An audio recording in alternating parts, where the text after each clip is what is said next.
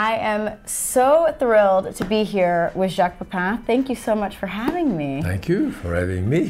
So today we're going to talk about, you have two new books. You have A Grandfather's Lessons, which you wrote with your granddaughter Shori, and you have My Menus, which is a book, you know, more of your art side. Let's talk about this book with your granddaughter, because you've obviously been teaching America how to cook for so many years. Yes. And this book is really about family and teaching. So what was the start of this book? You know, what do you speak with a kid who is 12, 13 years old when you're over 80 years old, who live in quite different world, you know? There wasn't that much difference maybe between my father and me at that time, but now between us there is a great deal of difference. And she's very fast with her hand when she had an iPhone or an iPod and all that stuff, which I am not.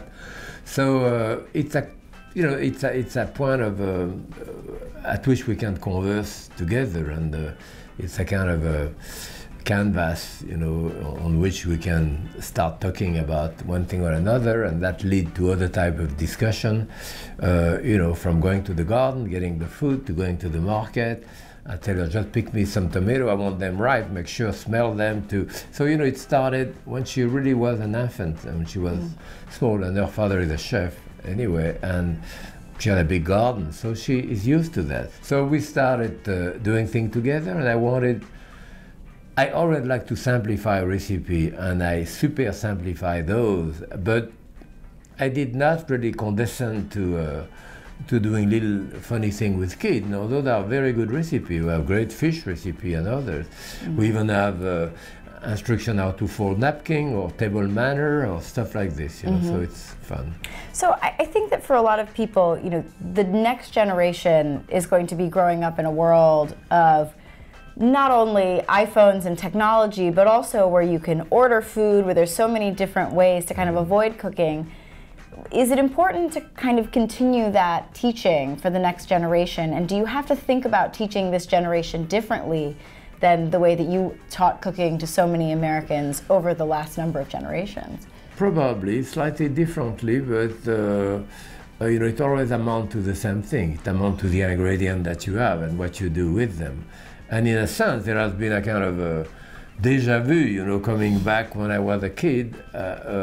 Before going to school, my two brothers and I used to go to the market with my mother. My mother had a restaurant.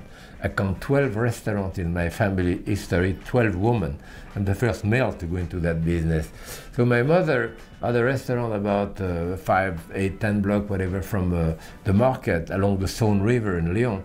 So before going to school, we used to walk the market, and then she would buy on the way back, she buy 2 cases of mushroom because they're getting dark, and she know the guy cannot keep them, and she want them for a better price because the little restaurant was really inexpensive. So, you know, we carry that back for her at the market, and she started doing her vegetable, and then we left for school. At that time, she did not have refrigeration at the restaurant. She had an ice box, she had a block of ice in a cabinet, so she had maybe 3 chicken that day, a few fish, piece of meat. She had to finish it by the end of the day. And the day after, you go to the market. And so now, all of a sudden, we're doing local food, organic food. You know, we're going back a little bit to that type of thing, which is great. And where do you think kids should start with cooking? Because I think oftentimes, you know, when you pick up a cookbook, it can be so complicated. What's great about this book is it's not dumbed down for kids, but it's trying to be simple. Where do you draw that line of simplicity, but also not kid food? Well, you know, I ask her what she's comfortable with, which of course we started with dessert, because chocolate and all that, that's what she likes. There's a lot of incentive for that. You know, it started at the beginning. I don't think that we ever bought, my wife had been married 51 years, I don't think we ever bought baby food, ever, for clothing. So, when clothing's, you know, I agree when people invite people, if you want the kid to eat first, it's okay, it's probably better. But they should eat the same thing that you're eating, not something else. You know, so that you, for 10 years, 12 years of your life, you eat, you know, hot dog or pizza or whatever they order, and then you sit down at the table after your first communion or your bar mitzvah, and you say, okay, now you eat the same way that we do. The kids are not eating that stuff.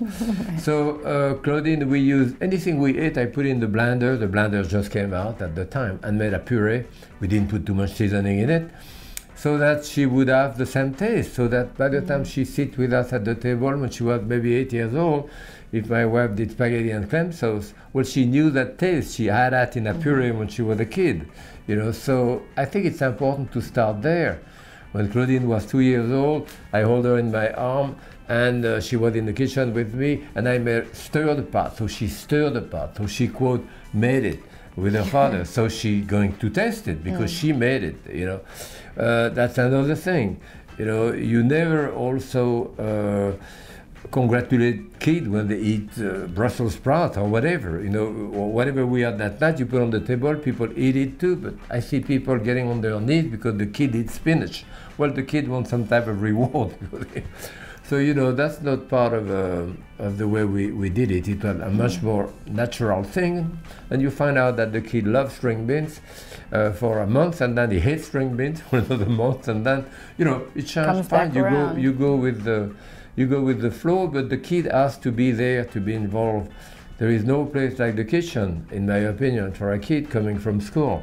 You know, the smell of that kitchen, the taste of that kitchen, the voice of your father, your mother, the clink of the equipment, all of that stay with you with the rest of your life. It's kind of very visceral, you know. So yes, you have to start the kid right there at the beginning. You know? And let's also talk about your book, My Menus, because this is such a departure for you. You know, you've done a lot of cookbooks, but you've also become known for your art. And this book is, you know, about creating menus, which kind of feeds into that hospitality theme as well. Tell me about this book and where the idea came from. We have two menus here. Right. One that I did, one that she did. You can see the difference in style. I have bbeen, yes, married, as I say, 51 years, and for 51 years, when people came to the house, I wrote the menu down, and then I get into the habit of doing a bit of an illustration around. I have 12 books like that home of menu of 50 years old, and my daughter, who is turning 50 years old, well, I can tell you what she had for her 3rd birthday. I can look in there too. I can see my mother signing there, my 2 brothers who are gone. So, you know, that's my whole life, our whole life in a sense, in those menus, you know. And it's not a complicated things to do.